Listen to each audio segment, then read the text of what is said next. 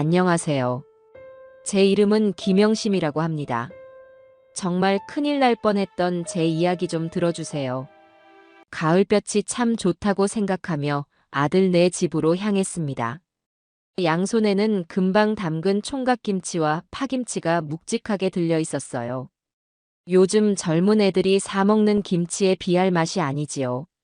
아삭하고 시원하게 익은 파김치 하나면 제 아들 도현이는 밥 2공기도 거뜬히 비우곤 했습니다. 현관문 비밀번호를 누르는 마음이 그리 가볍지만은 않았어요. 며느리 얼굴을 본 지 벌써 2달이 다 되어가니 안 가볼 수는 없는 노릇이지요. 아들 녀석도 중간에서 얼마나 애를 쓸까 싶었습니다. 어머니, 오셨어요? 현관문을 열고 들어서는 저를 보며 며느리 백민정이 소파에 기댄 채로 고개만 까딱했습니다. 손에 든 스마트폰에서는 눈을 떼지도 않더군요. 그 옆에서 안절부절 못하던 아들 녀석이 황급히 달려와 제 손에 들린 김치통을 받아들었습니다. 아이고 어머니. 이 무거운 걸 뭐하러 직접 들고 오셨어요? 전화하시지.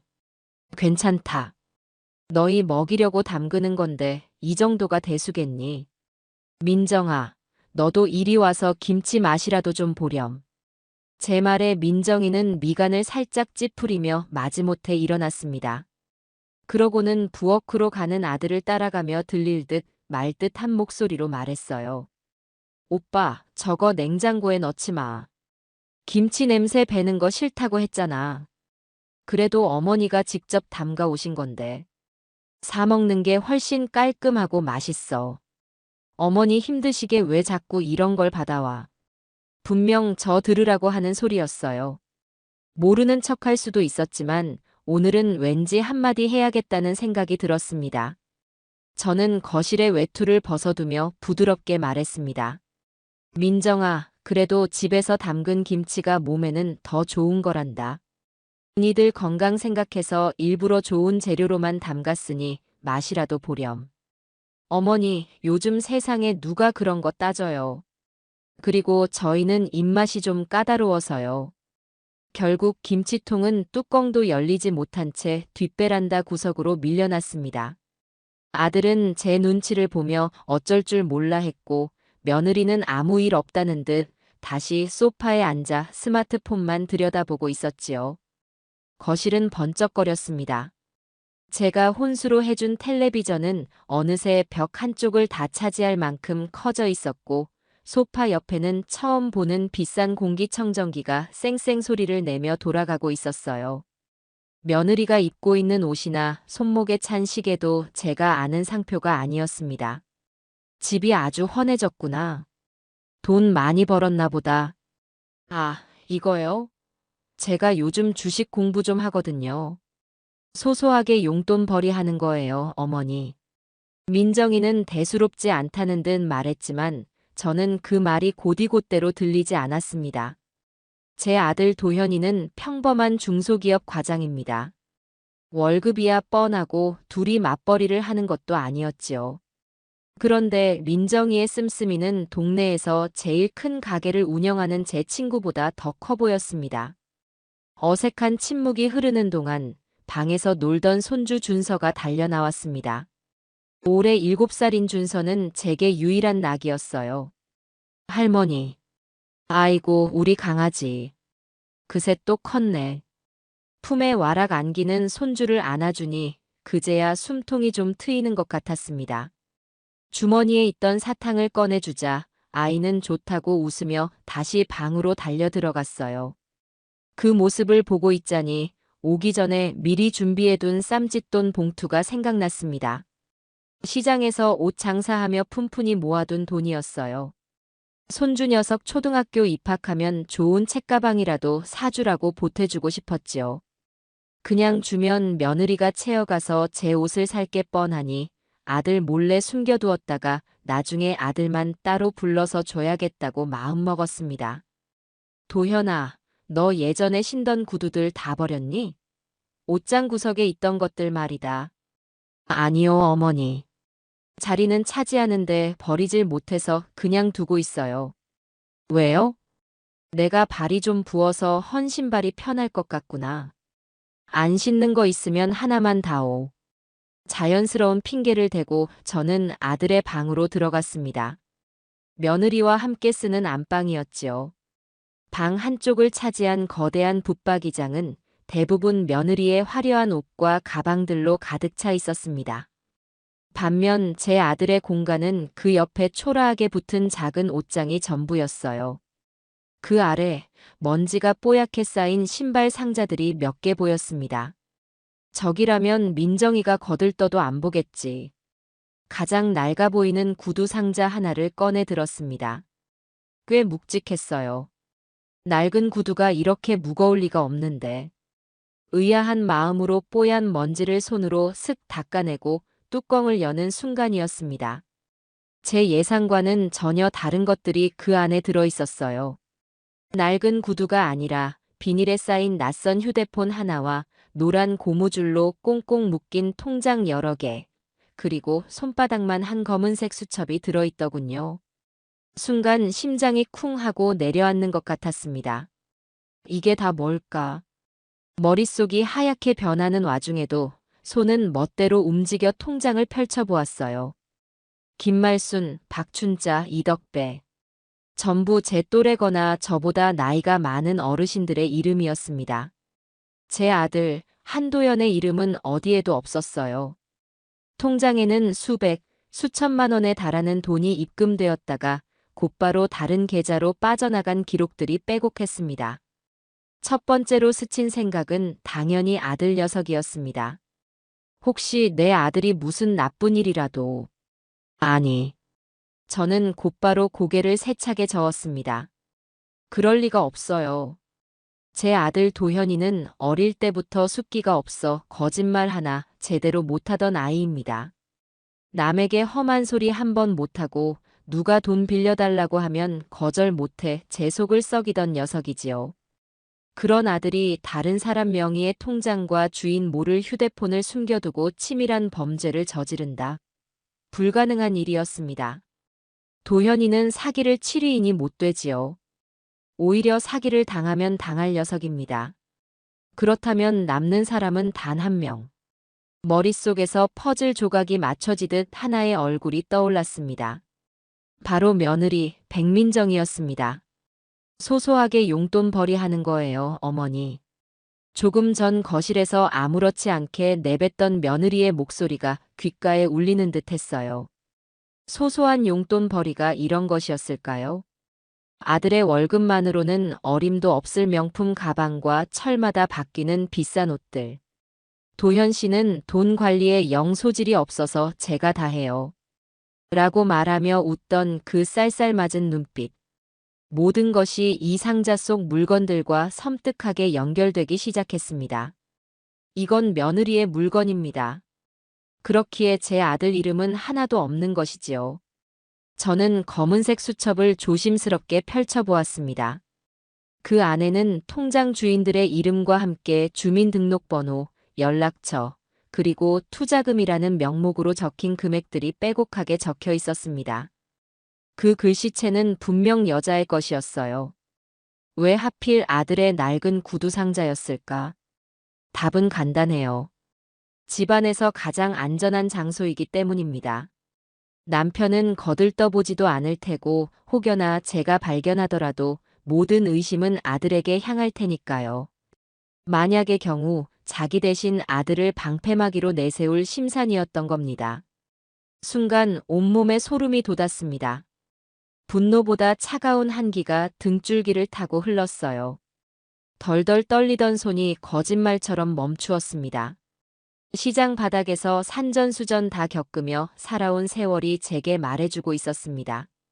이건 평범한 비상금이 아니라고. 이 검은 수첩에 적힌 이름과 숫자들은 누군가의 피눈물일 거라고 말입니다. 어쩌면 저 이름들 중 누군가는 평생 모은 재산을 잃고 길거리에 나앉았을지도 모를 일이었어요. 저는 조용히 상자 뚜껑을 닫았습니다. 먼지 쌓인 상자를 원래 있던 자리에 아무 일 없었다는 듯 밀어 넣었어요. 그리고 옷에 묻은 먼지를 툭툭 털어냈습니다. 지금 당장 이걸 터뜨려서는 안 돼요. 저 영악한 아이는 분명 꼬리를 자르고 도망갈 겁니다. 증거가 불충분하다며 되레 저를 무고죄로 몰아갈지도 몰라요. 아무것도 모르는 내 아들을 지켜야 하고 저 며느리의 가면을 완벽하게 벗겨내야 합니다. 그러려면 더 확실한 증거가 필요했어요. 어머니 뭐 하세요? 구두 고르셨어요? 방문 밖에서 아들의 목소리가 들려왔습니다. 저는 아무렇지 않은 척 가장 편안한 목소리를 만들어 대답했습니다. 아니다. 막상 신어보려니 영 불편해서 안 되겠다. 그냥 신던 거 신어야지. 방문을 열고 나가자 아들이 걱정스러운 얼굴로 저를 보고 있었습니다. 거실에서는 며느리가 여전히 스마트폰을 들여다보며 킥킥거리고 있었고요. 저 평화로운 풍경 뒤에 얼마나 무서운 진실이 숨겨져 있는지 저 두 사람은 까맣게 모르고 있었습니다. 벌써 가시게요? 저녁이라도 드시고 가시지. 아니다. 시장에 들를 때가 있어서 이만 가봐야겠다. 준서야, 할머니 간다. 손주 녀석과 아쉬운 인사를 나누고 현관을 나섰습니다. 민정이는 끝까지 소파에서 일어나지 않았어요. 엘리베이터를 기다리며 저는 조금 전 보았던 검은 수첩의 첫 페이지를 떠올렸습니다. 가장 위에 적혀 있던 이름, 김말순. 그리고 그 옆에 적힌 숫자. 제 머릿속에 그 이름 석자가 깊이 새겨졌습니다. 이제부터 시작이었어요. 집으로 돌아가는 발걸음은 무거웠지만 제 정신은 그 어느 때보다 또렷하게 깨어 있었습니다. 그날 밤 저는 뜬 눈으로 밤을 지새웠습니다. 천장에 매달린 낡은 형광등만 멍하니 바라보며 수만 가지 생각을 했어요. 머릿속에서는 아들의 낡은 구두 상자가 계속해서 열렸다 닫히기를 반복했습니다. 비닐에 쌓인 휴대폰, 주인 모를 통장들, 그리고 빼곡하게 이름과 숫자가 적힌 그 검은 수첩. 모든 것이 제 아들의 인생을 통째로 집어삼킬지 모르는 시한폭탄처럼 느껴졌습니다. 뜬 눈으로 밤을 새우고 나니 새벽동이 트더군요. 동네 목욕탕에 가서 찬물로 세수를 하고 정신을 차렸습니다. 분노에 휩싸여 이를 그르칠 수는 없었어요. 시장 바닥에서 잔뼈가 굵은 세월이 제게 가르쳐 준 것이 있다면 그건 바로 성급하게 움직이면 반드시 진다는 것이었습니다. 섣불리 며느리를 추궁했다가는 뱀처럼 빠져나가 버릴 게 뻔했어요. 증거를 없애고 오히려 저를 아들과 이간질하는 이상한 시어머니로 몰아갈지도 모를 일이지요. 저는 아무 일도 없었다는 듯 평소처럼 시장에 나가 가게 문을 열었습니다. 하지만 장사에 통 집중할 수가 없었어요. 손님에게 옷을 팔면서도 머릿속은 온통 그 검은 수첩 생각뿐이었습니다. 어떻게 하면 그 수첩을 다시 볼 수 있을까? 어떻게 하면 저 영악한 아이의 꼬리를 잡을 수 있을까? 고민 끝에 저는 결심을 굳혔습니다. 호랑이를 잡으려면 호랑이 굴로 들어가야 하는 법이지요. 다음 날 오후, 저는 다시 아들네 집으로 향했습니다. 이번에는 빈손이었어요. 초인종을 누르자 어제와 마찬가지로 며느리가 귀찮다는 표정으로 문을 열어주었습니다. 어머니, 또 어쩐 일이세요? 연락도 없이. 민정아, 다름이 아니라 어제 와서 보니 신발장이 영 지저분하더구나. 니들이야 바빠서 신경 쓸 겨를이 있겠니. 내가 오늘 시간도 나고 해서 정리라도 좀 해줄까 하고 왔다. 제 말에 민정이는 의심스러운 눈초리로 저를 위아래로 훑어보았습니다. 하지만 늙은 시어머니가 집안일을 해주겠다는데 마다할 명분은 없었겠지요. 그러시던가요? 저는 친구랑 약속 있어서 나가봐야 하니까 알아서 하세요. 민정이는 제게 차가운 물 한 잔 내어주지 않고 화려한 옷으로 갈아입고는 쌩하니 집을 나가버렸습니다. 저는 오히려 그게 다행이라고 생각했어요. 거실에 앉아 민정이가 나가는 것을 확인한 뒤 저는 곧장 아들의 방으로 들어갔습니다. 심장이 쿵쾅거렸지만 애써 태연하게 행동했어요. 옷장 아래 구석에 놓인 신발 상자들이 저를 기다리고 있었습니다. 망설일 시간이 없었어요. 언제 며느리가 마음을 바꿔 돌아올지 모르는 일이니까요. 저는 다시 그 낡은 구두 상자를 꺼내 뚜껑을 열었습니다. 다행히 모든 것이 그대로 있었어요. 저는 품 안에 숨겨온 낡은 휴대폰을 꺼내 들었습니다. 최신 스마트폰은 쓸 줄도 모르지만 사진 찍는 법 정도는 시장 동료에게 배워서 알고 있었지요. 저는 검은 수첩을 꺼내 첫 장부터 마지막 장까지 한 페이지도 빼놓지 않고 전부 사진으로 찍기 시작했습니다. 손이 덜덜 떨렸지만 이를 악물고 셔터를 눌렀어요.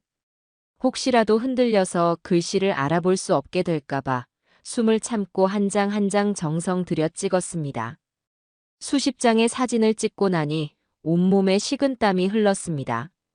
수첩을 원래 자리에 넣어두고 통장과 휴대폰도 고이 모셔둔 뒤 상자를 제자리에 밀어 넣었어요. 그러고 나서야 저는 안도의 한숨을 내쉴 수 있었습니다. 이제부터가 진짜 시작이었어요. 저는 정말로 신발장 정리를 시작했습니다. 아들이 신는 구두에 광을 내고 며느리의 하이힐은 가지런히 정리해 주었어요. 누가 보더라도 저는 그저 아들 내 집 살림을 거들어주는 평범한 시어머니일 뿐이었습니다. 1시간쯤 지났을까 일을 마치고 집을 나서려는데 아들에게서 전화가 걸려왔습니다. 어머니, 집에 오셨었다면서요? 민정이한테 들었어요. 힘들게 뭐하러 그런 걸 하세요? 아니다. 몸이 근질근질해서 운동 삼아 한 거다. 너 퇴근하면 맛있는 거나 사 먹어라. 저는 제 아들이 이 모든 사실을 알게 되었을 때 얼마나 큰 충격을 받을지 상상조차 하기 싫었습니다. 아들을 위해서라도 그리고 이름 모를 피해자들을 위해서라도 이 일은 제가 마무리해야 했습니다.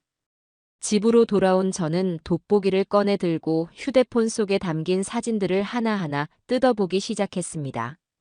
수첩에는 20명이 넘는 사람들의 이름과 개인정보, 그리고 적게는 500만 원에서 많게는 1억 원이 넘는 돈이 투자금이라는 명목으로 적혀 있었어요. 그 이름들은 대부분 제 또래의 노인들이었습니다. 다음 날부터 저의 조용한 수사가 시작되었습니다. 저는 매일같이 다니던 노인 복지관에 나갔습니다. 평소처럼 할머니들과 화투도 치고 시시콜콜한 이야기를 나누면서도 제 귀는 늘 다른 곳을 향해 있었어요. 혹시 이 동네에 김말순이라고 아는 분 계셔요? 나이가 73쯤 되셨다는데. 제가 넌지시 묻자 화투패를 내려놓던 한 할머니가 아는 체를 했습니다. 김말순? 알지. 저기 개나리 아파트 살던 양반. 작년에 아들네로 들어간다고 이사 갔잖아. 왜 그 양반은 뭐하러 찾아? 아니요. 그냥 예전에 시장에서 몇 번 뵌 것 같아서요. 참 인상이 좋으셨는데. 저는 아무렇지 않게 둘러대며 다른 이름들을 수소문하기 시작했습니다. 시장 상인들에게도 물어보았어요. 평생을 같은 동네, 같은 시장에서 장사해온 저의 인맥은 꽤나 넓고 깊었습니다. 며칠 동안 발품을 판 결과 수첩에 적힌 이름 중 몇몇의 행방을 어렴풋이 알게 되었습니다. 그들은 대부분 자식들에게 짐이 되기 싫어 작은 연금이나 평생 모은 쌈짓돈으로 노후를 보내던 평범한 어르신들이었어요.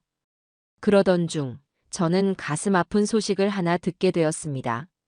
수첩 명단에 있던 이덕배 할아버지에 대한 이야기였어요. 저와 같은 시장에서 채소 장사를 하던 박 씨에게서 들은 이야기였습니다. 영심이 언니 혹시 저 건너편에 살던 이덕배 할아버지 알아? 얼마 전에 돌아가셨다잖아. 돌아가셔? 왜 몸이 안 좋으셨나? 몸이 아픈 게 아니라 쯧쯧 말도 마. 듣자 하니 어디다 투자를 잘못해서 평생 모은 돈을 몽땅 날렸다는 거야. 상가 보증금까지 빼서 넣었다는데 그게 다 사기였던 거지. 그걸 비관해서 스스로 목숨을. 박 씨의 말을 듣는 순간 제 머리를 망치로 얻어맞은 듯 띵했습니다. 검은 수첩에 적혀있던 이덕배라는 이름과 그 옆에 적힌 1억 5천이라는 숫자가 눈앞에 아른거렸어요. 온몸의 피가 차갑게 식는 것 같았습니다. 이건 단순한 사기가 아니었어요. 사람의 목숨을 앗아가는 끔찍한 범죄였습니다. 제 며느리 백민정은 그저 사치스러운 아이가 아니라 사람의 피를 빨아먹고 사는 악마였던 겁니다. 저는 그날 가게 문을 일찍 닫고 집으로 돌아왔습니다. 분노로 온몸이 부들부들 떨렸어요. 당장이라도 아들 내 집으로 달려가 며느리의 머리채를 잡고 모든 것을 실토하라고 소리치고 싶었습니다. 하지만 저는 가까스로 이성을 붙잡았습니다. 지금 제가 감정적으로 행동하면 모든 것을 망치게 될 거예요. 이덕배 할아버지의 억울한 죽음을 헛되게 만들 수는 없었습니다. 그날 이후 저는 더욱더 치밀하게 움직이기 시작했습니다. 이제는 확신이 들었어요. 며느리 백민정은 노인들만을 노리는 전문적인 금융 사기 조직의 일원일 가능성이 높았습니다. 그리고 그 검은 수첩은 피해자들의 명단이자 며느리의 범죄를 입증할 가장 확실한 증거였지요. 저는 제 아들이 이 끔찍한 범죄에 연루되었을 리는 없다고 굳게 믿었습니다. 아마 민정이가 하는 일이 주식 투자라고만 알고 있겠지요. 하지만 만약, 아주 만약에라도 아들이 이 사실을 알고도 묵인했다면 저는 차마 다음 생각을 이어갈 수가 없었습니다. 밤늦도록 잠 못 이루고 뒤척이다가 저는 자리에서 일어나 장롱 깊숙이 넣어두었던 낡은 앨범을 꺼냈습니다. 앨범 속에는 까까머리를 한 어린 도현이가 해맑게 웃고 있었어요. 남편 일찍 여의고 시장에서 옷 장사하며 저 아들 하나만 보고 살아왔습니다. 온갖 굳은 일 마다하지 않고 손님들 비위 맞추며 악착같이 돈을 모아 대학까지 보냈어요. 그렇게 곱게 키운 내 아들이 저런 악마 같은 계집에게 속아 인생을 망치게 둘 수는 없었습니다. 앨범을 덮으며 저는 다시 한번 마음을 다잡았습니다. 분노는 잠시 접어두어야 해요. 지금은 차갑고 냉정하게 뱀의 숨통을 끊을 증거를 더 모아야 할 때였습니다. 그리고 그 전에 제 아들이 어디까지 알고 있는지, 어디까지 속고 있는지 확인해야만 했습니다. 그 결과에 따라 제가 앞으로 나아갈 방향이 완전히 달라질 테니까요.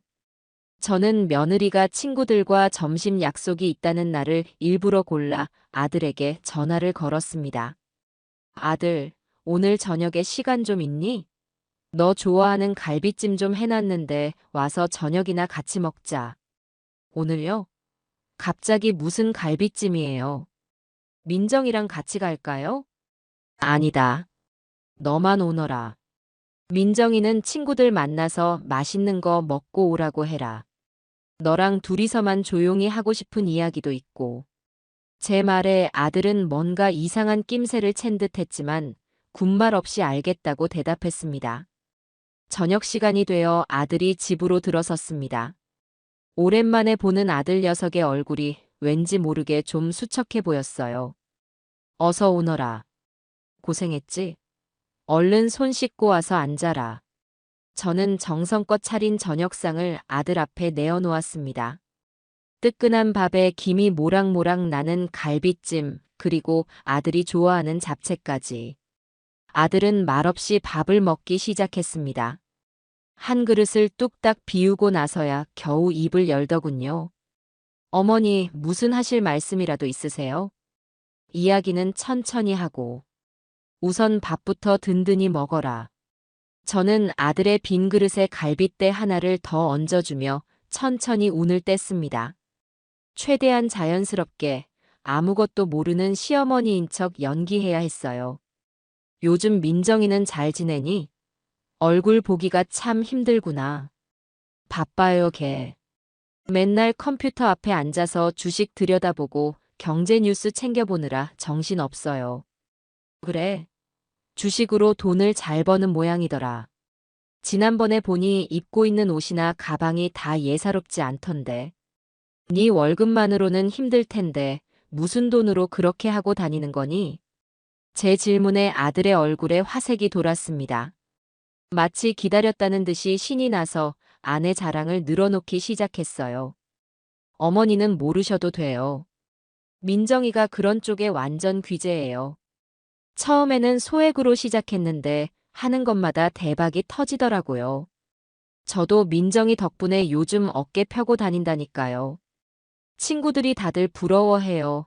와이프 잘 뒀다고. 주식이라는 게 그렇게 쉬운 게 아닐 텐데. 하루아침에 대박이 터지는 게 어디 있겠니?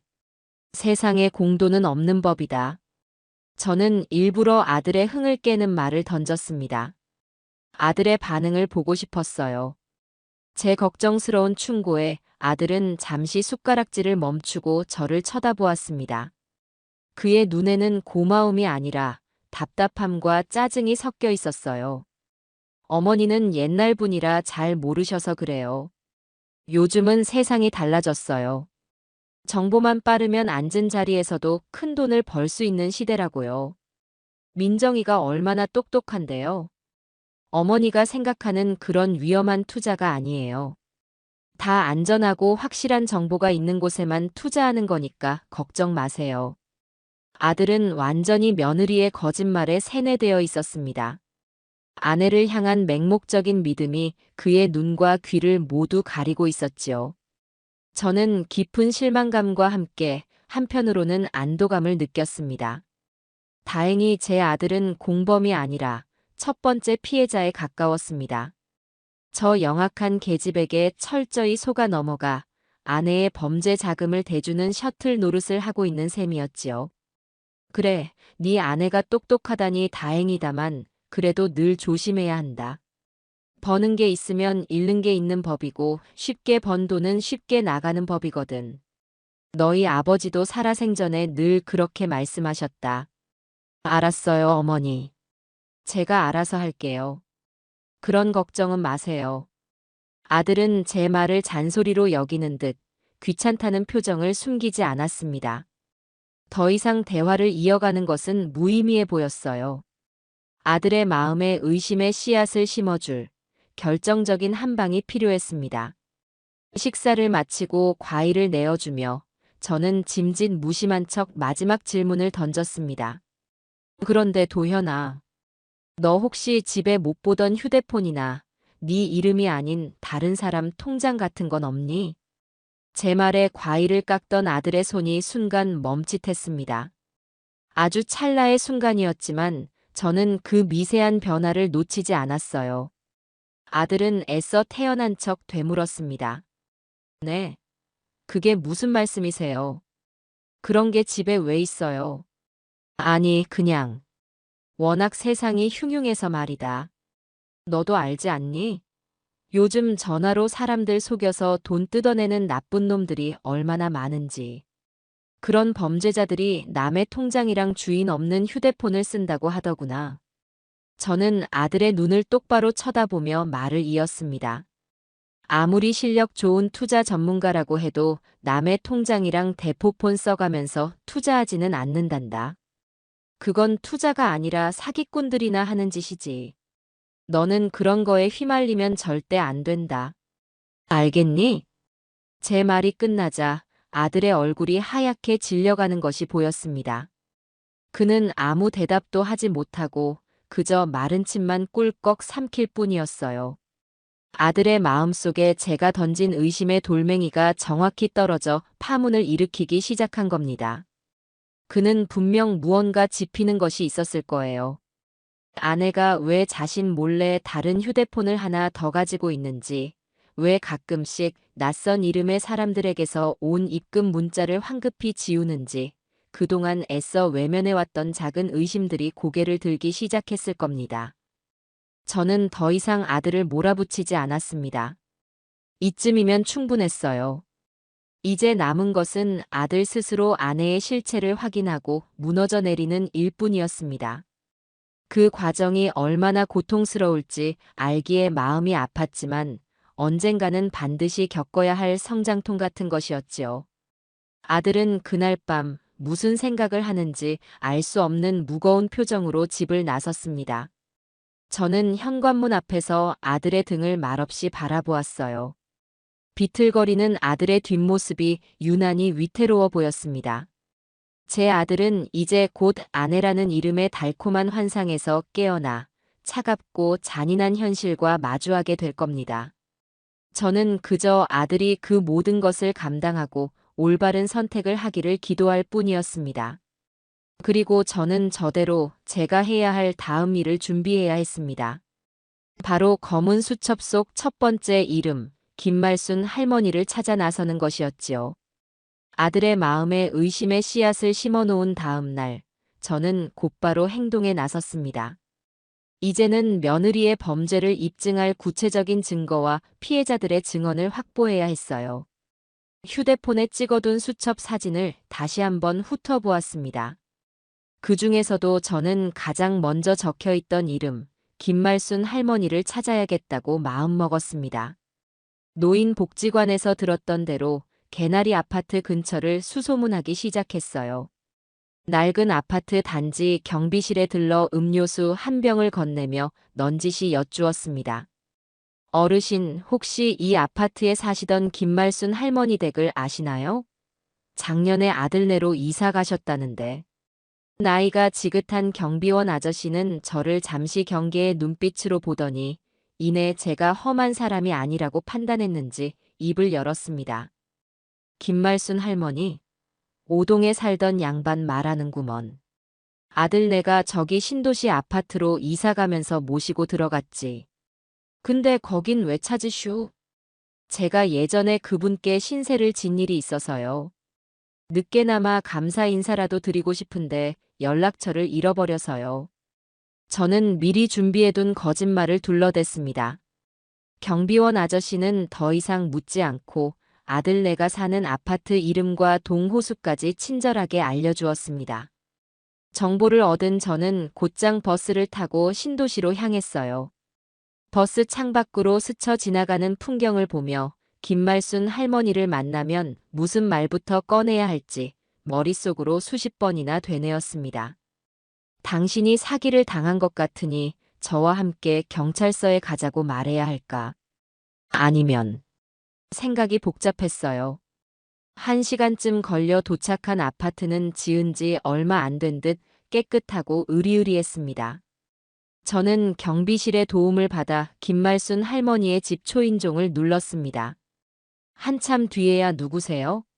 하는 기운 없는 목소리가 인터폰 너머로 들려왔습니다. 저 김말순 어르신을 좀 뵈러 왔습니다. 예전에 개나리 아파트 사실 때 뵈었던 사람입니다. 잠시 침묵이 흐른 뒤 현관문이 아주 조금 열렸습니다. 문틈으로 백발이 성성한 할머니 한 분이 저를 경계하며 내다보았습니다. 사진 속 수첩에 적힌 나이보다 훨씬 더 늙고 쇠약해 보이는 모습이었어요. 누구신데 그러슈? 나는 사람 만날 일 없소. 어르신, 잠깐만이라도 괜찮으니 이야기 좀 나눌 수 있을까요? 아주 중요한 일입니다. 제가 간곡하게 부탁했지만 할머니는 고개를 저으며 문을 닫으려 했습니다. 다급해진 저는 문틈으로 손을 집어넣으며 외쳤습니다. 혹시 고수익 보장 투자라는 말 들어보셨지요? 백민정이라는 젊은 여자 이름도 아실 테고요. 제 입에서 백민정이라는 이름이 나오는 순간 할머니의 얼굴이 하얗게 굳어버렸습니다. 동공이 심하게 흔들리는 것을 저는 똑똑히 보았어요. 할머니는 저를 뿌리치고 황급히 문을 닫아버렸습니다. 쾅 하고 닫히는 문 앞에서 저는 한동안 멍하니 서 있어야만 했습니다. 예상했던 반응이었지만 막상 이렇게 문전박대를 당하고 나니 가슴이 답답하고 막막했어요. 하지만 이대로 포기할 수는 없었습니다. 저는 그날부터 매일같이 할머니의 집을 찾아갔습니다. 문을 열어주지 않으면 저는 현관문 앞에 작은 쪽지와 따뜻한 음료수 한 병을 놓고 돌아왔습니다. 어르신, 혼자 힘들어하지 마세요. 저도 같은 아픔을 겪은 사람입니다. 함께 힘을 합치면 잃어버린 돈을 찾을 수 있습니다. 그렇게 며칠이 지났을까요? 그날도 저는 할머니 집 앞에서 서성이다 발길을 돌리려던 참이었습니다. 그때 등 뒤에서 잠깐만요. 하는 젊은 남자의 목소리가 들려왔습니다. 돌아보니 30대 후반으로 보이는 남자가 저를 복잡한 표정으로 바라보고 있었어요. 혹시 저희 어머니를 계속 찾아오시는 분이신가요? 네, 맞습니다. 제가 김말순 어르신의 아드님 되십니까? 남자는 고개를 끄덕였습니다. 그의 얼굴에는 피로와 분노, 그리고 슬픔이 뒤섞여 있었어요. 그는 저를 아파트 단지 벤치로 이끌었습니다. 그리고는 무겁게 입을 열었지요. 어머니께서 사기를 당하셨습니다. 평생 모으신 노후 자금 전부를요. 남자의 목소리는 떨리고 있었습니다. 그는 며칠 전 우연히 제 쪽지를 보고 모든 사실을 알게 되었다고 했습니다. 어머니는 자식들에게 짐이 되기 싫어 피해 사실을 꽁꽁 숨기고 혼자 소가리를 하고 계셨던 겁니다. 그가 끈질기게 추궁한 끝에야 어머니는 울면서 모든 것을 털어놓으셨다고 해요. 한 젊고 상냥한 여자가 접근해 원금이 보장되는 고수익 상품이 있다며 투자를 권유했고 평생 모은 1억 원을 전부 그 여자의 말만 믿고 송금했다는 것이었습니다. 그리고 그 돈은 흔적도 없이 사라져버렸지요. 그 여자 이름이 백민정이라고 하더군요. 남자는 주먹을 불끈 쥐며 말했습니다. 그의 눈에는 핏발이 서 있었어요. 저는 제 며느리가 저지른 짓에 치가 떨려 차마 고개를 들 수가 없었습니다. 정말 죄송합니다. 그 백민정이라는 여자가 제 며느리입니다. 제 고백에 남자는 충격받은 표정으로 저를 바라보았습니다. 저는 그동안 있었던 일을 모두 털어놓았습니다. 아들 내 집 신발장에서 우연히 발견한 검은 수첩 이야기부터 제가 왜 이렇게 피해자들을 찾아다니고 있는지까지. 제 이야기를 다 들은 남자는 한숨을 깊게 내쉬더니 제게 뜻밖의 말을 건넸습니다. 어머님, 저는 변호사 사무실에서 사무장으로 일하고 있습니다. 그의 이름은 박진우였습니다. 그는 어머니의 일이 터진 후 분노를 참지 못하고 가해자를 찾아내기 위해 혼자서 조사를 하고 있었다고 합니다. 그러던 차에 제가 나타난 것이지요. 어머님의 용기에 정말 감탄했습니다. 시어머니가 며느리의 죄를 밝히기 위해 이렇게 직접 나선다는 건 보통 결심으로는 불가능한 일입니다. 박 사무장은 제게 큰 힘이 되어 주었습니다. 그는 법률적인 지식을 바탕으로 우리가 앞으로 어떻게 움직여야 할지 명확하게 알려주었어요. 우선 더 많은 피해자들을 모아 집단으로 고소해야 힘이 실린다고 했습니다. 또한 백민정의 배후에 거대한 사기 조직이 있을 가능성이 높으니 섣불리 움직이지 말고 물증을 더 확실하게 모아야 한다고 조언했습니다. 그날 이후 저와 박 사무장은 한 팀이 되었습니다. 저는 제가 가진 시장의 인맥을 총동원해 수첩 속 다른 피해자들의 연락처를 알아냈고 박 사무장은 법률적인 지식을 바탕으로 피해자들을 설득하고 그들의 진술을 확보해 나갔습니다. 과정은 쉽지 않았습니다. 대부분의 피해자들은 김말순 할머니처럼 사기를 당했다는 수치심과 자식들에게 알려질 것에 대한 두려움 때문에 입을 열려고 하지 않았어요. 저는 그분들을 만날 때마다 제 이야기를 먼저 꺼냈습니다. 저는 그 사기꾼의 시험이 되는 사람입니다. 제 며느리가 여러분의 피 같은 돈을 훔쳐갔습니다. 제가 대신 사죄드립니다. 그리고 제가 반드시 그 아이를 제 손으로 잡아넣고 여러분의 돈을 되찾을 수 있도록 돕겠습니다. 제 진심 어린 사과와 간절한 설득에 얼어붙었던 피해자들의 마음이 조금씩 열리기 시작했습니다. 한두 명씩 용기를 내어 증언에 동참하기 시작했고 우리가 모은 피해자들의 수는 10명이 훌쩍 넘어갔습니다. 피해액을 모두 합치니 수십억 원에 달하는 어마어마한 금액이었습니다. 박 사무장의 예상대로 이건 제 며느리 혼자서 저지른 일이 아니었어요. 입금된 돈이 여러 개의 대포 통장을 거쳐 세탁되는 과정이나 피해자들에게 접근하는 치밀한 수법 등을 볼 때 전문적인 사기 조직이 배후에 있다는 것이 거의 확실해 보였습니다. 저는 매일 밤 박 사무장과 통화하며 그날 수집한 정보들을 공유했습니다.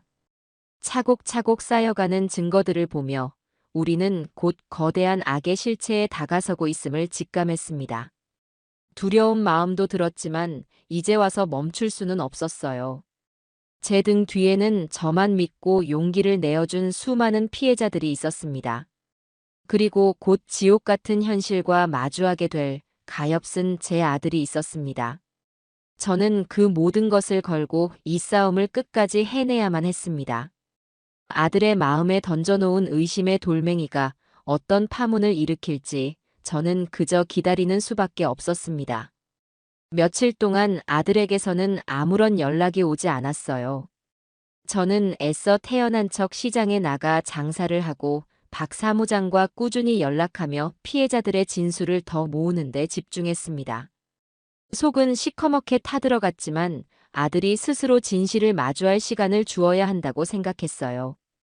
아마 지금쯤 제 아들은 인생에서 가장 끔찍하고 혼란스러운 시간을 보내고 있을 테지요. 사랑하는 아내를 향한 믿음과 가장 믿는 어머니의 경고에서 피어오르는 의심 사이에서 수백 번도 더 천국과 지옥을 오가고 있을 겁니다. 그렇게 꼬박 일주일이 지났습니다. 그 사이 아들은 어떤 지옥을 건너고 있었을까요? 훗날 아들에게서 들은 이야기는 제가 상상했던 것보다 훨씬 더 처절하고 고통스러운 것이었습니다. 제가 다녀간 그날 밤 아들은 집에 돌아와서도 잠을 이룰 수가 없었다고 해요. 진짜 실력 있는 투자자들은 남의 통장이랑 대포폰은 안 쓴단다. 제 말이 귓가에 맴돌며 아내의 모든 행동 하나하나가 의심스럽게 보이기 시작했다는 겁니다.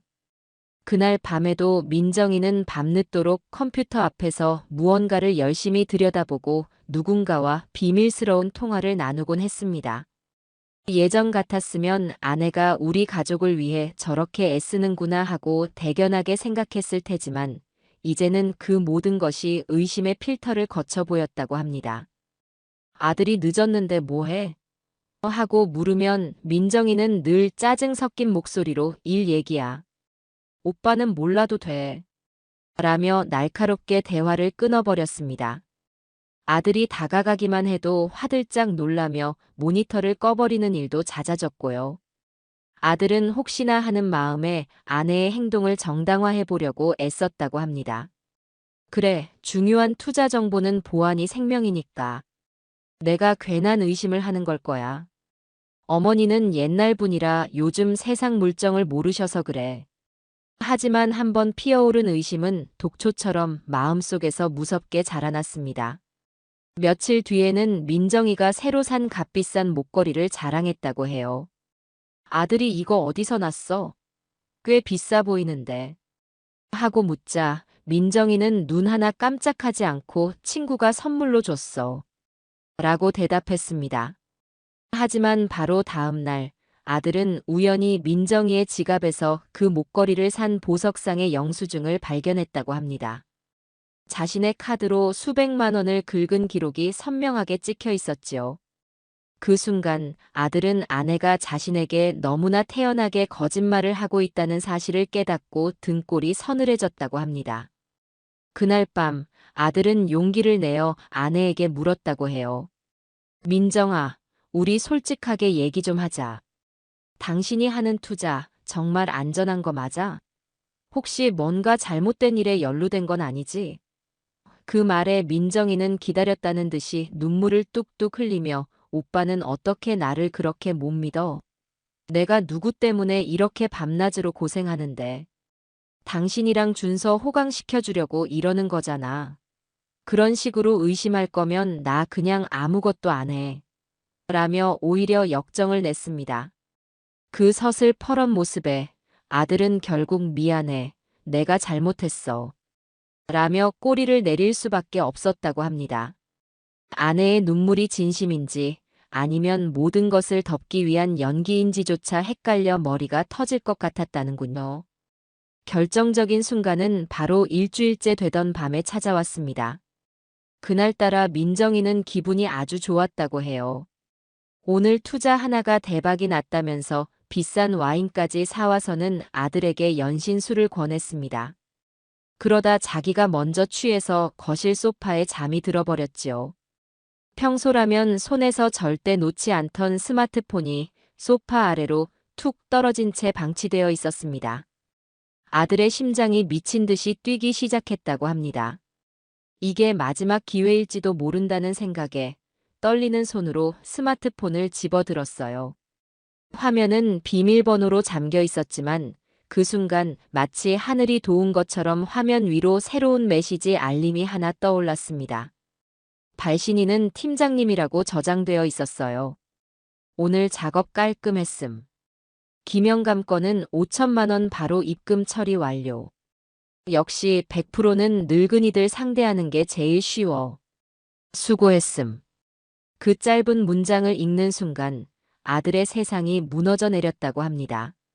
작업, 김영감, 늙은이들. 그 단어들이 의미하는 것은 명백했어요. 아들은 떨리는 손으로 아내의 생일을 비밀번호로 눌러보았다고 합니다. 철컥 하고 잠금이 풀리는 소리가 지옥문이 열리는 소리처럼 들렸다고 해요. 그는 판도라의 상자를 열어버린 사람처럼 그 팀장이라는 사람과 나눈 대화 내용을 전부 읽어내려갔습니다. 그 안에는 차마 인간의 입에서 나왔다고는 믿을 수 없는 말들이 가득했습니다. 이 영감은 자식들한테 버림받아서 그런지 우리가 딸처럼 대해주니까 그냥 다 믿네. 키읔키읔키읔 완전 쉬움. 박할멈은 평생 모은 갯돈이라는데 싹 다 털었어. 인증샷 보낸다. 만약 경찰에서 낌새 채면 무조건 남편이 주식 투자하다 날린 돈이라고 둘러대. 증거 다 만들어놨으니까. 그 인간은 어차피 바보라서 우리가 시키는 대로 할 거야. 대화 내용을 읽어 내려가던 아들은 온몸에 피가 거꾸로 솟는 것 같았다고 합니다. 자신이 사랑했던 아내가 자신의 아들이 엄마라고 부르는 저 여자가 노인들의 피눈물을 빨아먹고 사는 흡혈귀였다는 사실. 심지어 모든 죄를 자신에게 뒤집어 씌울 계획까지 세워놓았다는 것을 알고는 차라리 이 자리에서 죽어버리고 싶었다고 합니다. 그는 밤새 잠든 아내의 얼굴을 보며 온몸을 떨었다고 해요. 자신이 사랑했던 아내의 얼굴 뒤에 저렇게 탐욕스럽고 잔인한 악마의 모습이 숨어 있었다는 사실을 도저히 믿을 수가 없었다는군요. 그리고 바로 오늘 아침 무너진 속을 겨우 추스르고 출근 준비를 하는데 민정이가 해맑은 얼굴로 다가와 결정적인 한마디를 던졌다고 합니다. 오빠, 나 좋은 생각이 났어. 오빠 회사 퇴직금 중간 정산 안 돼? 지금 완전 대박 투자처가 나왔는데 시드머니가 조금 부족하네. 이거 하나만 성공하면 우리 저기 강남에 있는 비싼 아파트로 이사 갈 수 있어. 응. 자신의 퇴직금마저 범죄 자금으로 쓰려는 아내의 모습에 아들은 마지막 남은 이성의 끈을 놓아버렸다고 합니다. 그는 회사에 급한 일이 생겼다고 거짓말을 하고 사무실을 뛰쳐나와 정처 없이 거리를 헤매다 결국 제게로 온 것이었습니다. 어머니, 제가 어떻게 해야 할지 모르겠어요. 우리 준서는 어떡하죠?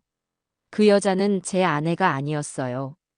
제가 사랑했던 민정이는 어디에도 없었어요. 처음부터 저를 속이고 이용할 생각뿐이었던 괴물이었어요. 아들은 제 바짓가랑이를 붙잡고 오열했습니다. 저는 그런 아들의 어깨를 말없이 감싸 안았습니다. 내가 다 알고 있었다거나 그러게 내 말을 들었어야지 같은 말은 한마디도 하지 않았어요. 지금 제 아들에게 필요한 것은 질책이 아니라 모든 것을 잃어버린 자신을 지지해줄 단 한 사람이니까요. 도현아, 괜찮다. 이제라도 알았으니 괜찮아. 너 혼자 짊어질 짐이 아니다. 이제부터는 이 어미랑 같이 해결해 나가자. 네가 정신 똑바로 차려야 우리 준서도 지킬 수 있는 거야. 저런 악마 같은 어미 밑에서 우리 준서를 자라게 할 수는 없지 않니? 제 말에 아들은 번쩍 고개를 들었습니다. 그래요, 제 아들은 약하지만 아비였습니다. 아들을 지켜야 한다는 생각이 그를 다시 일어서게 할 유일한 힘이 될 것이었습니다. 저는 아들을 일으켜 세워 방에 눕혔습니다. 며칠 밤낮을 제대로 먹지도 자지도 못한 아들은 금세 깊은 잠에 빠져들었습니다. 잠든 아들의 얼굴에 흐르는 눈물 자국을 닦아주며 저는 조용히 휴대폰을 들고 밖으로 나왔습니다. 그리고 망설임 없이 박진우 사무장에게 전화를 걸었습니다. 박 사무장님, 저입니다. 이제 모든 준비가 끝났습니다. 제 아들이 모든 것을 알게 되었습니다. 이제 우리 차례입니다. 수화기 너머로 박 사무장의 결연한 목소리가 들려왔습니다. 드디어 길고 길었던 어둠의 끝이 보이기 시작했습니다. 이제는 더 이상 숨어서 증거를 모을 필요가 없었어요. 괴물을 잡기 위한 마지막 덫을 놓을 시간이었습니다. 다음 날 아침, 퉁퉁 부은 눈으로 잠에서 깬 아들은 어젯밤의 격정적인 모습과는 달리 놀라울 정도로 차분해져 있었습니다. 아마도 모든 것을 쏟아내고 나니 오히려 현실을 직시할 용기가 생긴 모양이었어요. 그 눈빛은 더 이상 혼란에 빠진 남편의 눈빛이 아니었습니다. 자신의 아들을 지키기 위해 무엇이든 할 준비가 된 아버지의 눈빛이었지요. 저는 아들과 마주 앉아 그동안 제가 박 사무장과 함께 준비해온 모든 것들을 이야기해 주었습니다. 신발장 속 검은 수첩의 사진과 우리가 찾아낸 피해자들의 피 맺힌 진술서, 그리고 이덕배 할아버지의 비극적인 죽음에 대해서도요. 제 이야기를 듣는 내내 아들은 입술을 깨물며 주먹을 쥐었다 폈다를 반복했습니다. 아내에 대한 마지막 남은 미련마저 산산조각 나는 듯 보였어요. 그의 눈에는 슬픔 대신 차가운 분노와 단호한 결의가 자리 잡기 시작했습니다. 어머니, 제가 어떻게 하면 될까요?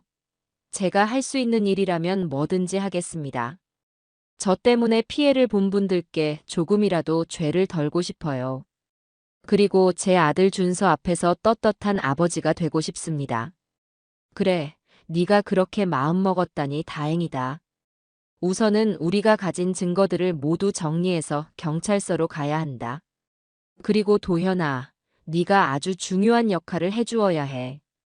그날 오후 저와 아들, 그리고 박진우 사무장은 서류 가방 가득 그동안 모은 자료들을 챙겨 경찰서 지능범죄수사팀을 찾아갔습니다.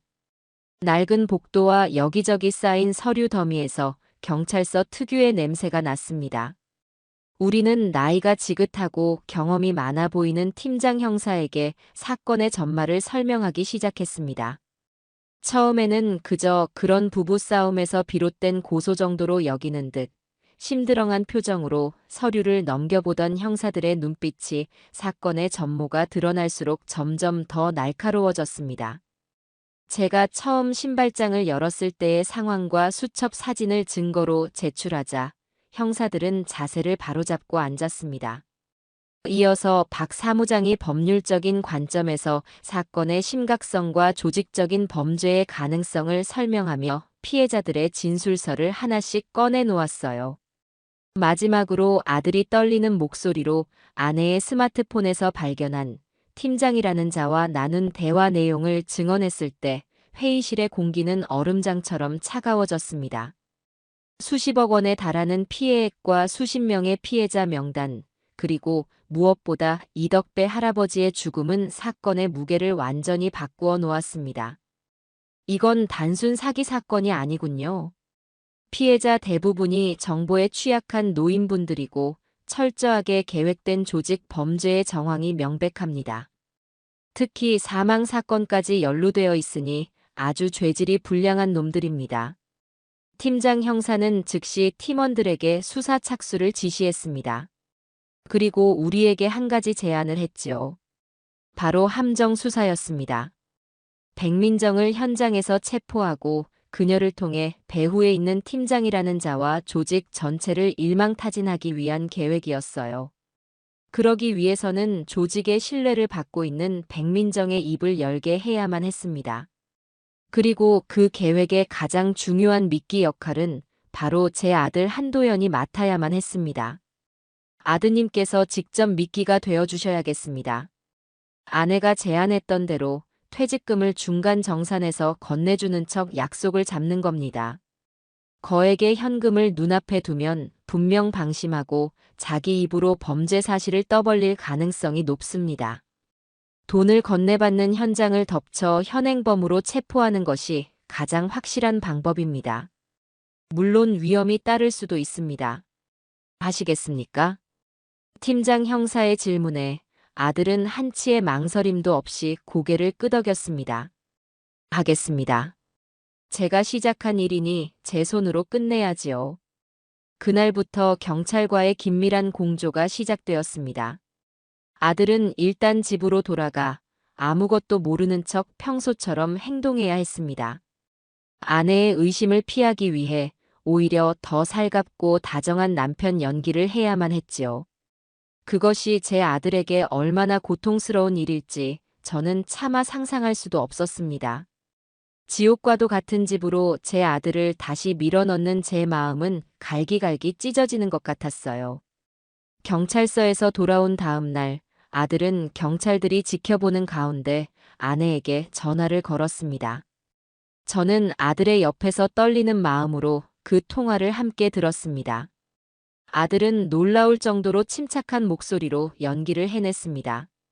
그 목소리가 얼마나 떨리고 있었는지는 전화기를 쥔 아들의 손이 하얗게 질려 있는 것을 보고서야 알 수 있었습니다.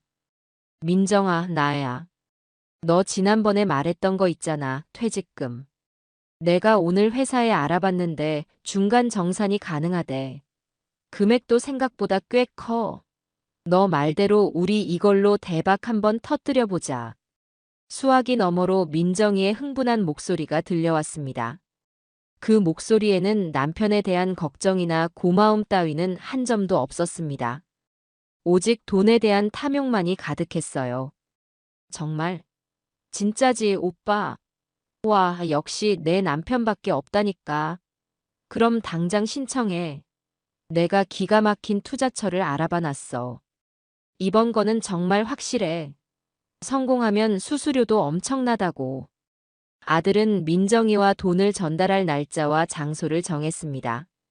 민정이는 자신의 성공을 과시하고 싶었는지 시내에서 가장 비싼 호텔의 카페에서 만나자고 먼저 제안했습니다. 모든 것이 경찰이 계획한 대로 순조롭게 진행되고 있었어요. 약속한 날짜까지 남은 3일은 제 인생에서 가장 길고 잔인한 시간이었습니다. 아들은 매일 밤 지옥으로 퇴근해야 했습니다.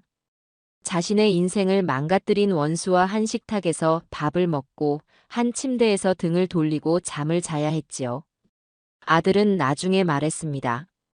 잠든 민정이의 숨소리를 들을 때마다 목을 조르고 싶은 충동을 간신히 억눌렀다고요.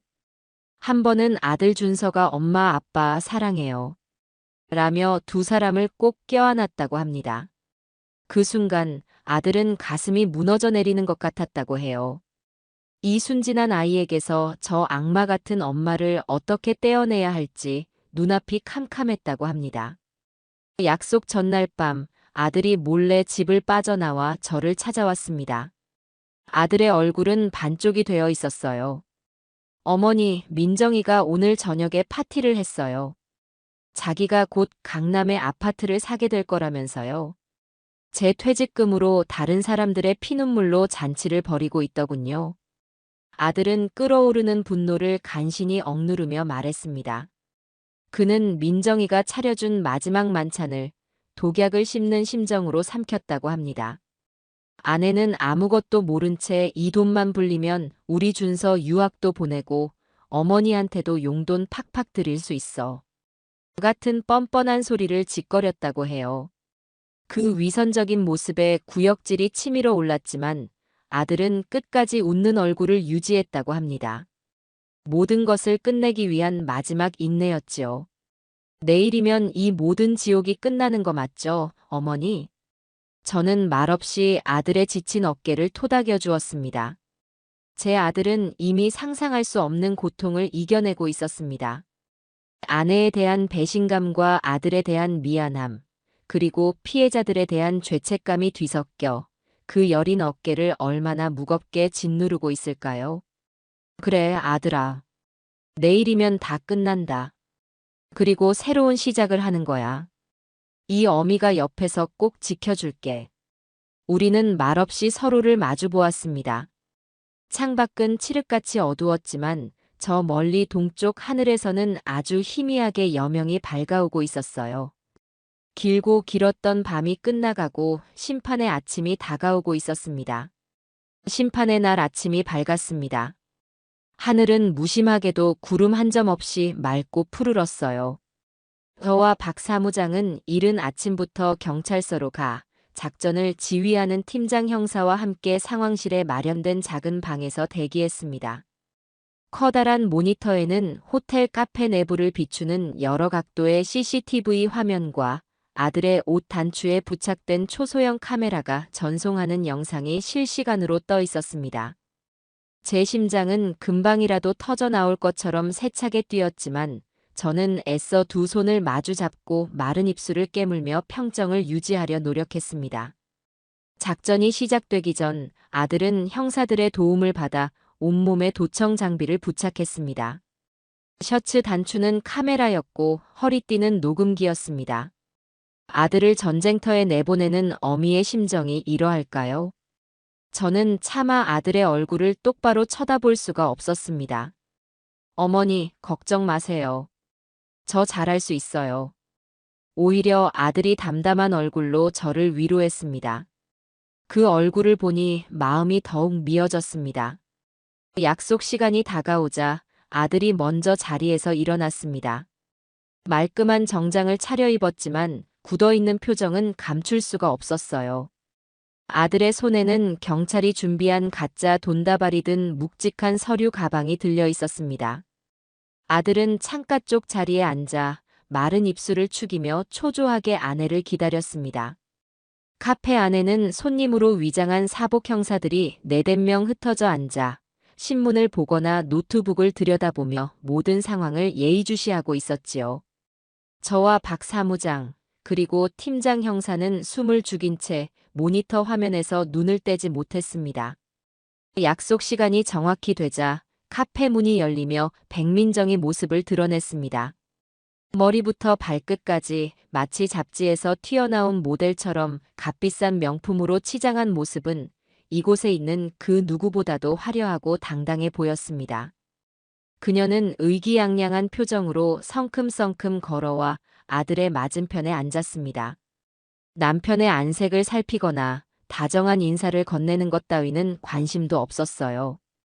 그녀의 모든 신경은 오직 아들 옆에 놓인 서류 가방에 쏠려 있었습니다. 가져왔어? 고생했네, 오빠. 역시 내 말 듣길 잘했지? 민정이는 능숙하게 가방을 자기 쪽으로 끌어당겨 뚜껑을 열었습니다.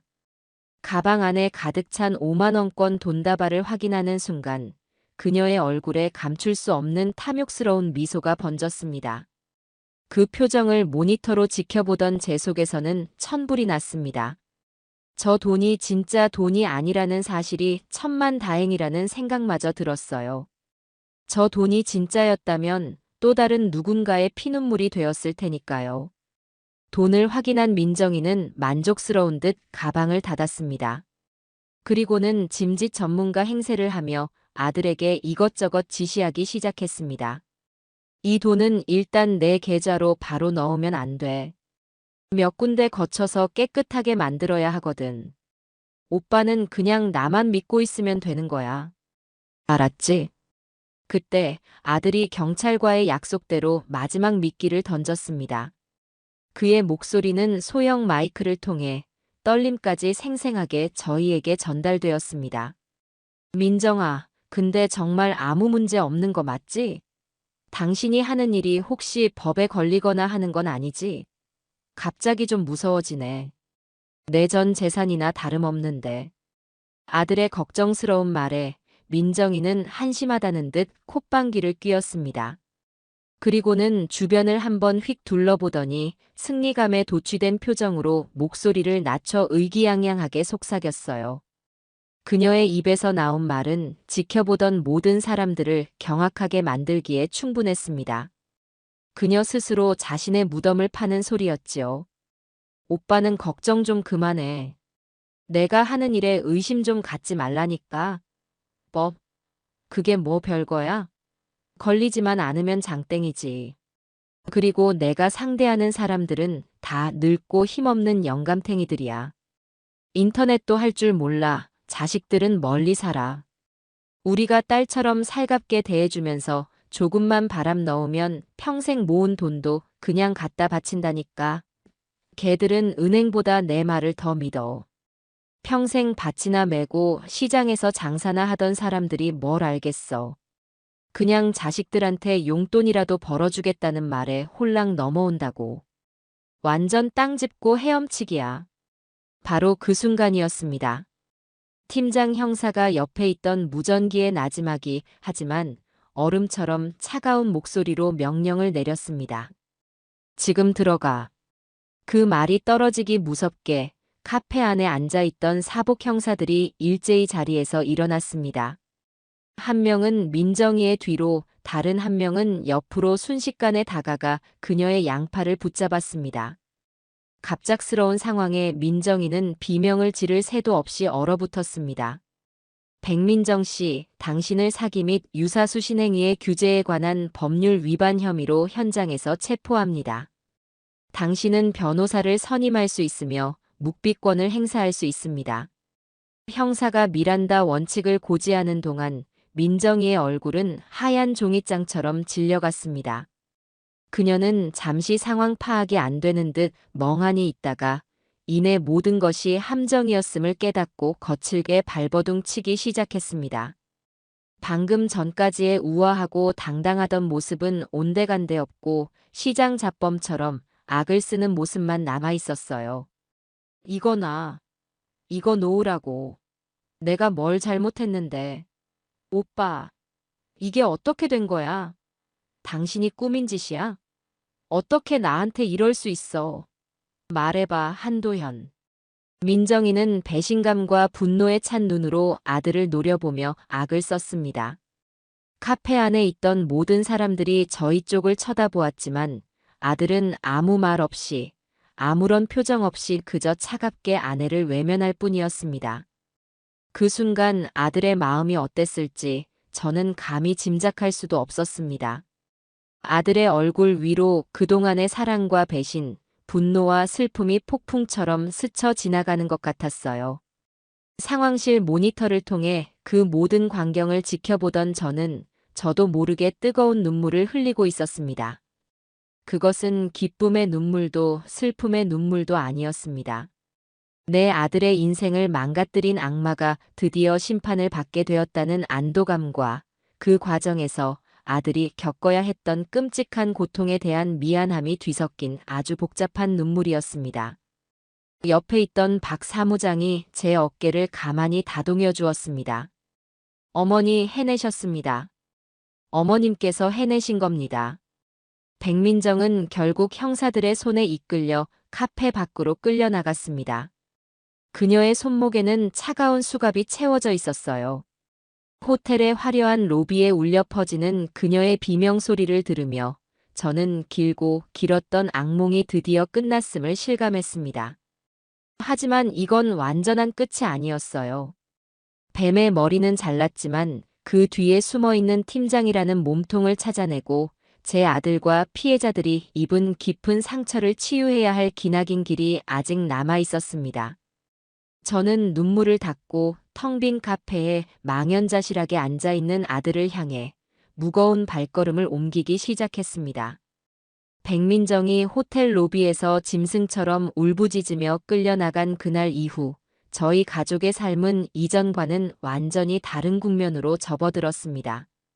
뱀의 머리는 잘랐지만 그 몸뚱이가 꿈틀거리며 남긴 도끼는 생각보다 훨씬 지독하고 끈질겼어요. 아니나 다를까 바로 다음 날 아침부터 신문과 텔레비전 뉴스에서 귀부인 행세 사기꾼, 호텔서 검거, 수십억대 노인 상대 금융사기, 조직 적발 같은 자극적인 제목의 기사들이 융단 폭격처럼 쏟아져 나오기 시작했습니다. 누군가 몰래 찍은 것이 분명한 수갑을 찬 채 형사들에게 끌려나가는 민정이의 흐릿한 사진이 온 인터넷을 뒤덮었습니다. 세상은 순식간에 이 떠들썩한 사건에 열광했고 저희는 그 원치 않는 관심의 한복판에 죄인처럼 서게 되었습니다. 집 전화와 제 휴대폰은 쉴 새 없이 울려댔습니다. 어떻게 알았는지 온갖 언론사의 기자들은 끈질기게 전화를 걸어 심정이 어떠냐, 며느리가 사기꾼인 걸 언제부터 알았냐, 남편도 공범이 아니냐 같은 칼날처럼 날카롭고 무례한 질문들을 쏟아냈습니다. 저는 모든 전화의 응답을 거부하고 아예 전화선을 뽑아버렸습니다. 어떤 기자는 저희 집 앞까지 찾아와서는 마치 대단한 특종이라도 잡은 양 카메라를 들이밀며 이웃들을 붙잡고 인터뷰를 시도하기도 했습니다. 덕분에 저희는 동네의 파다한 구경거리가 되었고 한동안 집 밖으로 한 발짝도 나갈 수가 없었어요. 지금 제게 가장 중요한 것은 피해자분들의 신원을 보호하고 아직 아무것도 모르는 어린 손주 준서와 제 아들 도현이를 이 진흙탕 싸움에서 지켜내는 것이었습니다. 아들은 그날 이후로 완전히 무너져 내렸습니다. 다니던 회사는 결국 그만두었어요.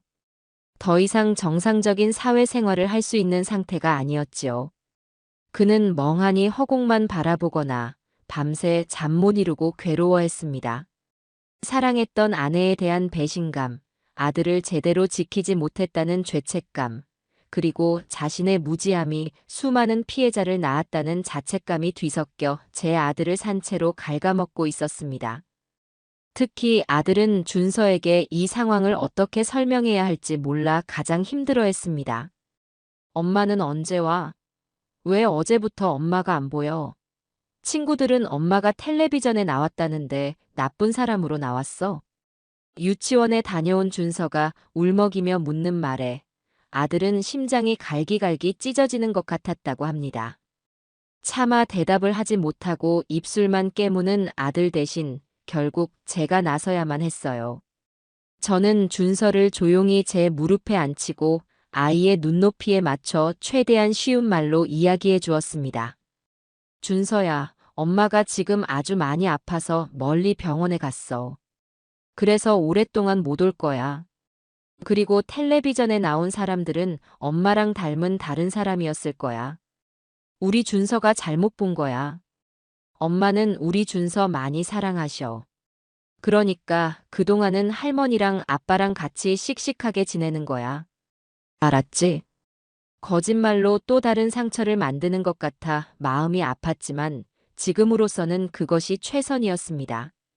준서는 금방이라도 울음을 터뜨릴 것 같은 얼굴로 고개를 끄덕였습니다. 그 작은 아이의 마음에 얼마나 큰 상처가 생겼을지 저는 감히 가늠조차 할 수 없었습니다. 아들은 그 모습을 지켜보며 소리 없이 눈물만 흘렸습니다.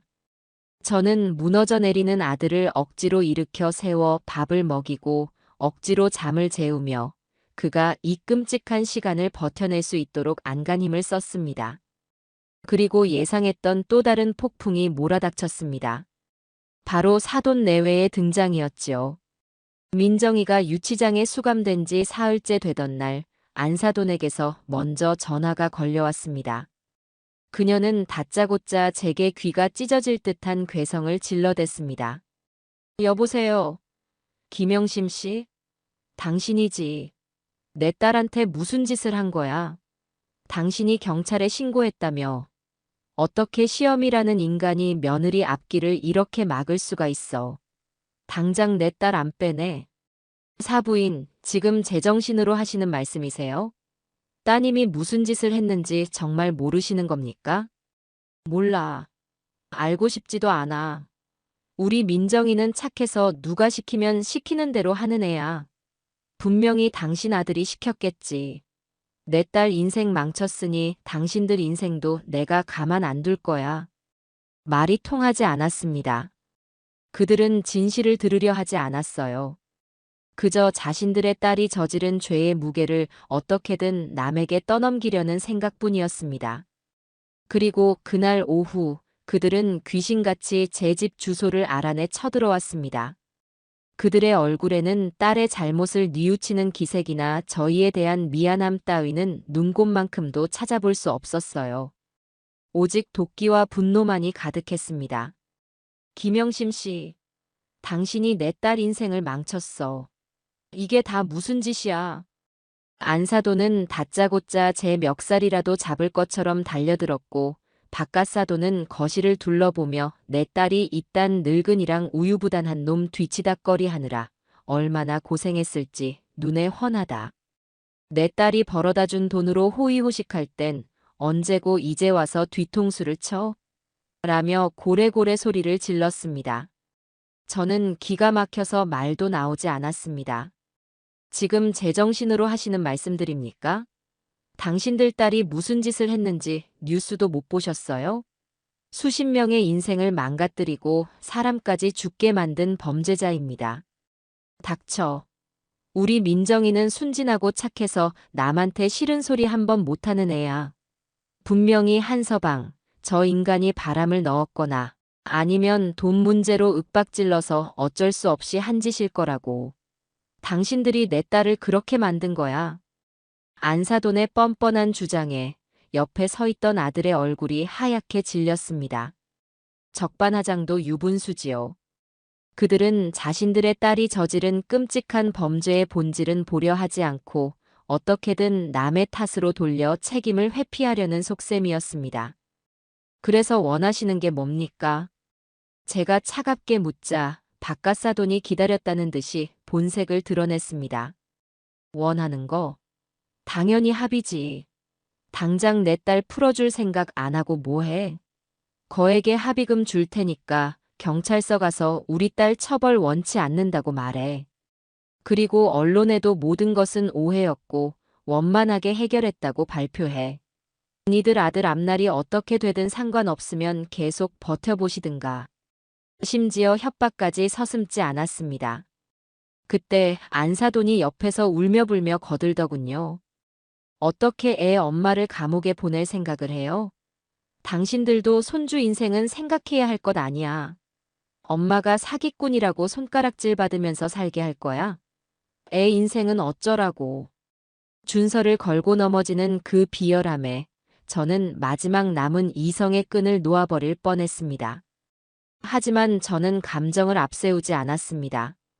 이런 부류의 인간들에게는 감정적인 대응보다 차가운 사실이 더 효과적이라는 것을 알고 있었으니까요.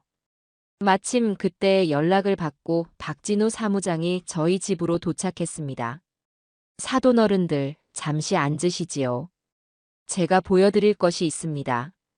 저는 박 사무장과 눈빛을 교환하고 미리 준비해둔 노트북을 열었습니다.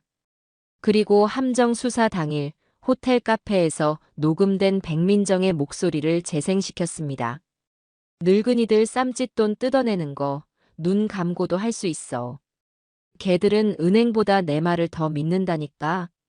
평생 밭이나 메고 시장에서 장사나 하던 사람들이 뭘 알겠어. 그냥 자식들한테 용돈이라도 벌어주겠다는 말에 홀랑 넘어온다고. 완전 땅 짚고 헤엄치기야. 스피커를 통해 울려 퍼지는 딸의 목소리에 사돈 내외의 얼굴이 경악으로 물들었습니다. 그들은 아무 말도 하지 못하고 서로의 얼굴만 쳐다볼 뿐이었어요. 저는 녹음 파일을 끄고 이어서 검은 수첩을 찍은 사진들을 화면에 띄웠습니다. 그들의 딸이 직접 쓴 범죄의 증거들을 하나하나 보여주었습니다. 이게 당신들 딸의 진짜 모습입니다. 순진하고 착해서 남한테 싫은 소리 한 번 못하는 당신들 딸이 자기보다 나이 많은 어르신들을 영감탱이라고 부르며 그들의 피눈물을 땅 짚고 헤엄치기라고 표현했습니다. 이래도 제 아들 탓을 하시겠습니까? 제 서늘한 목소리에 안사돈은 파랗게 질린 얼굴로 뒷걸음질 쳤습니다. 옆에 있던 박 사무장이 차분하게 말을 거들었습니다. 사돈 어른들, 한 가지만 더 말씀드리겠습니다. 따님께서 벌어들인 범죄 수익금의 일부가 두 분의 계좌로 꾸준히 이체된 기록을 경찰에서 이미 확보했습니다. 법적으로 따지자면 두 분 역시 범죄 수익을 은닉한 혐의에서 자유로울 수 없다는 뜻입니다. 지금이라도 조용히 돌아가시는 게 좋을 겁니다. 박 사무장의 말은 결정타였습니다. 그들은 자신들마저 수사 대상이 될 수 있다는 말에 사색이 되었습니다. 저는 자리에서 일어나 그들에게 한 걸음 더 다가섰습니다. 똑똑히 들으세요. 당신들 딸이 한 짓을. 내 아들이 당신들 딸 때문에 어떤 지옥을 겪었는지, 수많은 노인들이 당신들 딸 때문에 평생 모은 재산을 잃고 길바닥에 나앉고 심지어 목숨까지 끊었소. 합의, 용서. 당신들 딸이 지은 죄는 당신들이 가진 돈 몇 푼으로 씻을 수 있는 게 아닙니다. 백민정은 죗값을 치를 겁니다. 아주 혹독하게요. 저는 마지막으로 그들의 눈을 똑바로 쳐다보며 경고했습니다. 그리고 다시 한번 내 아들과 내 손주, 그리고 저 불쌍한 피해자들을 모욕하거나 합의 따위의 더러운 소리를 입에 담는다면 그때는 무고와 협박죄, 그리고 범죄 수익은닉죄로 당신들까지 법정에 세울 겁니다. 그러니 당장 내 집에서 나가세요. 제 기세에 눌린 것인지 아니면 자신들의 죄가 드러날까 두려워진 것인지 사돈 내외는 아무 말도 못하고 허둥지둥 집을 빠져나갔습니다. 현관문이 닫히자마자 저는 다리에 힘이 풀려 그 자리에 주저앉고 말았습니다. 아들이 달려와 저를 부축했습니다. 그들의 뻔뻔함에 치가 떨렸지만 한편으로는 시원하기도 했습니다. 이제 더 이상 저희를 괴롭힐 사람은 없을 겁니다. 저희는 저희의 방식으로 꿋꿋하게 정의를 향해 나아갈 것이었으니까요. 사돈 내외와의 전쟁이 끝난 후 저희는 온전히 사건 자체에만 집중할 수 있었습니다.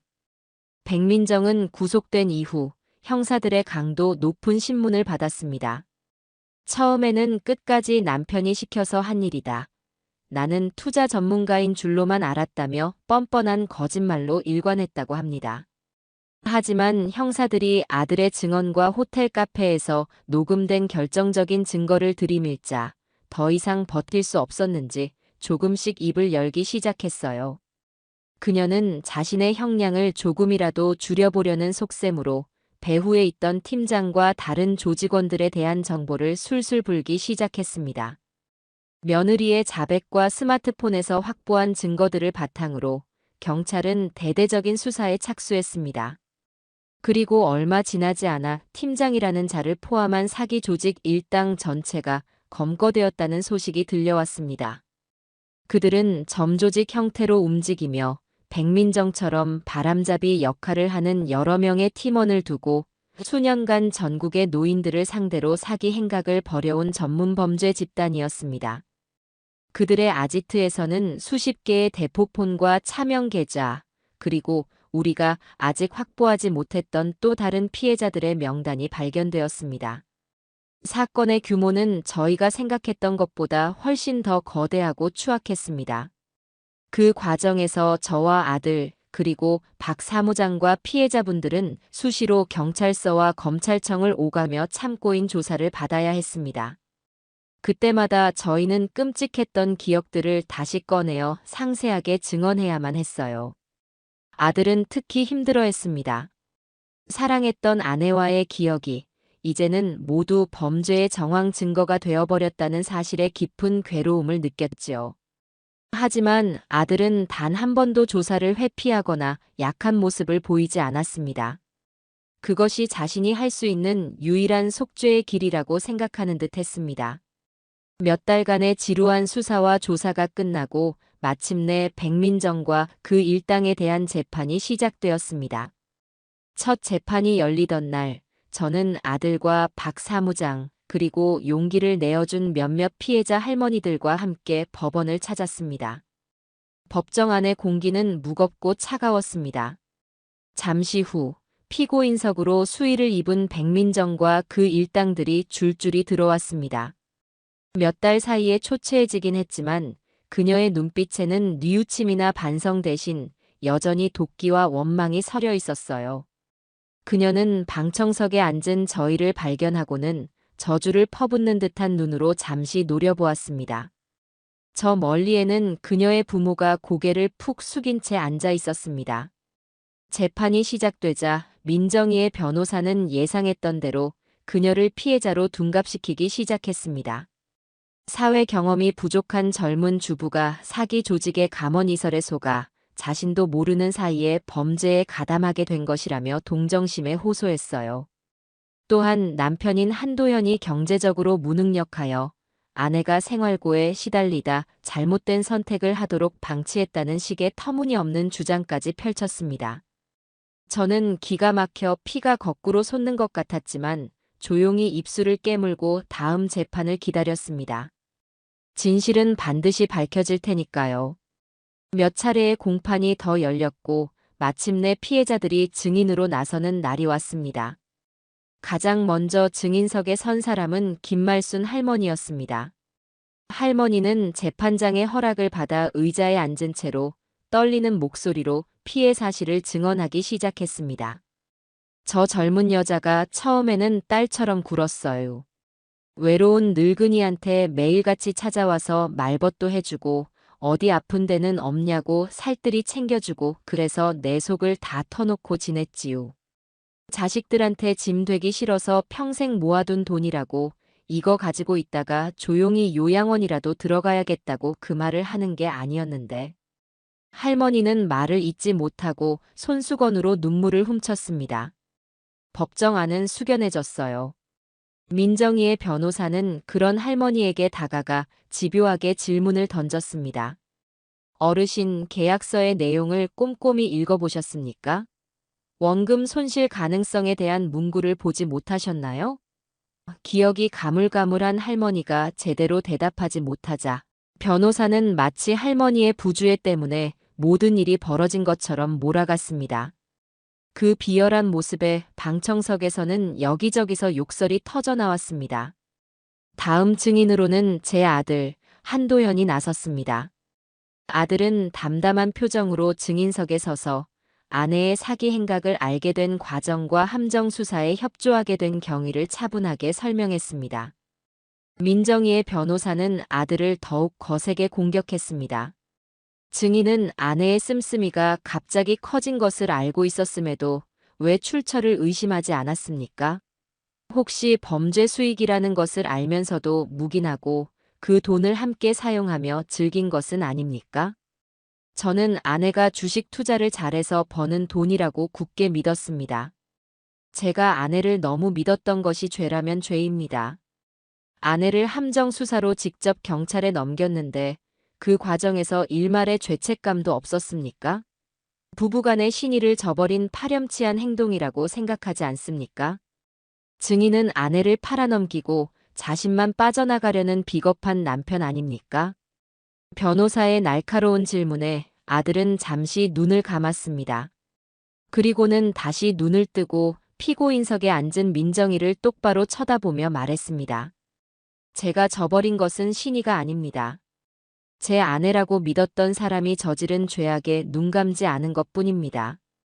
저는 제 아들의 아버지고 저 때문에 피해를 입은 수많은 어르신들 앞에 고개를 들 수 없는 죄인입니다. 제가 만약 그때 아내의 범죄를 묵인했다면 저는 평생 제 아들의 얼굴을 똑바로 쳐다보지 못했을 겁니다. 제 아내가 아니 피고인 백민정이 합당한 처벌을 받게 하는 것이 제가 할 수 있는 유일한 도리라고 생각합니다. 아들의 단호한 증언에 변호사는 더 이상 아무 말도 하지 못했습니다.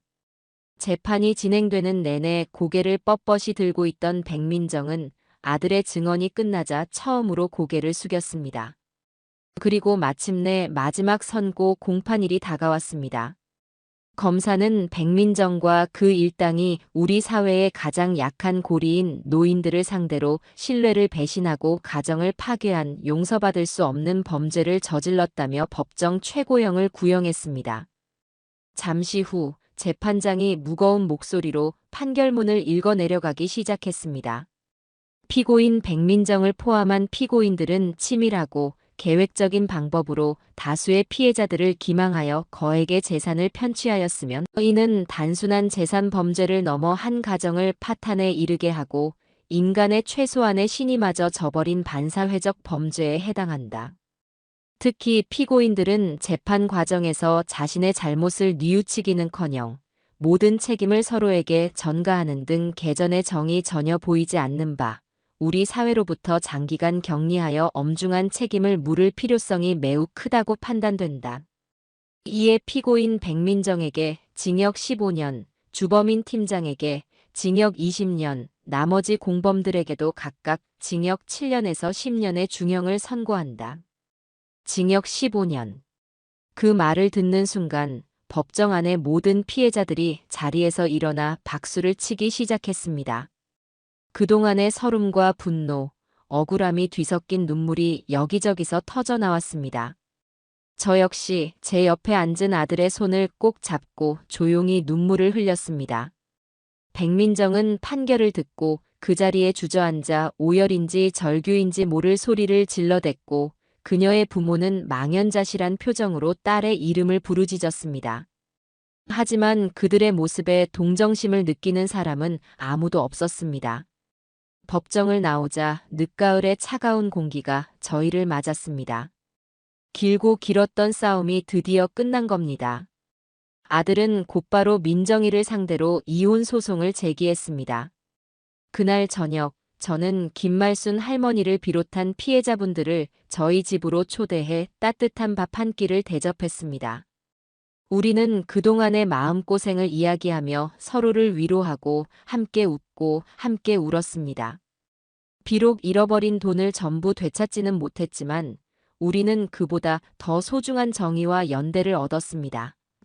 그것은 이 끔찍한 사건이 저희에게 남긴 유일한 선물이었습니다. 백민정에 대한 판결이 내려지고 계절이 4번 바뀌었습니다. 1년이라는 시간 동안 저희 가족에게는 많은 변화가 있었습니다. 길고 혹독했던 겨울이 지나고 마침내 저희의 삶에도 따스한 봄볕이 찾아오기 시작한 것이지요. 아들은 결국 다니던 회사를 그만두고 제가 운영하는 시장 옷가게 일을 돕기 시작했습니다. 처음에는 평생 해온 사무직과는 전혀 다른 일에 어색해했지만 곧 특유의 성실함으로 손님들에게도 신뢰를 얻으며 제법 자리를 잡아갔습니다.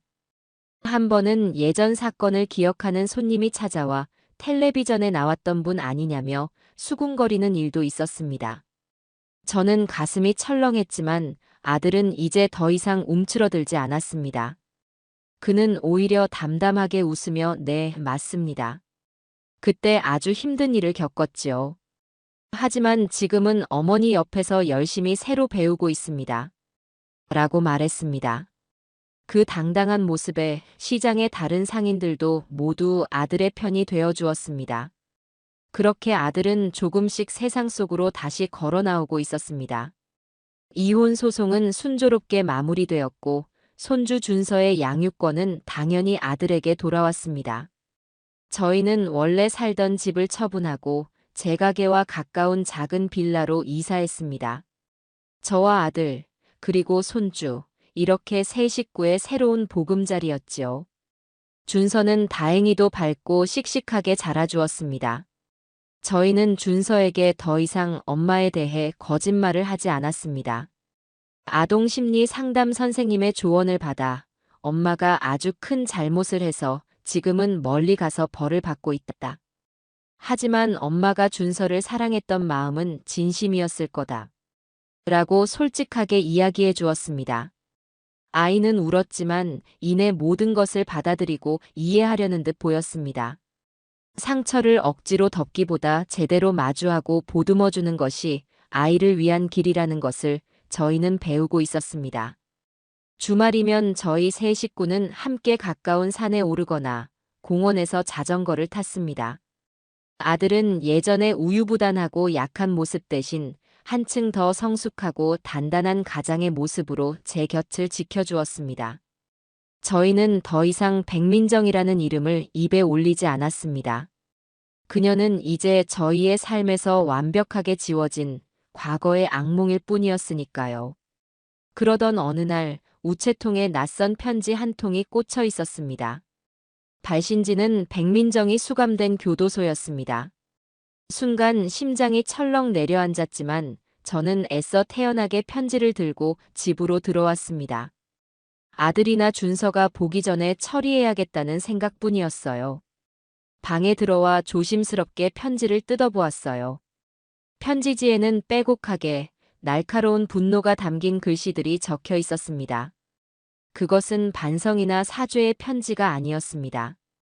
오직 저와 아들을 향한 원망과 저주, 그리고 끔찍한 협박만이 가득했습니다.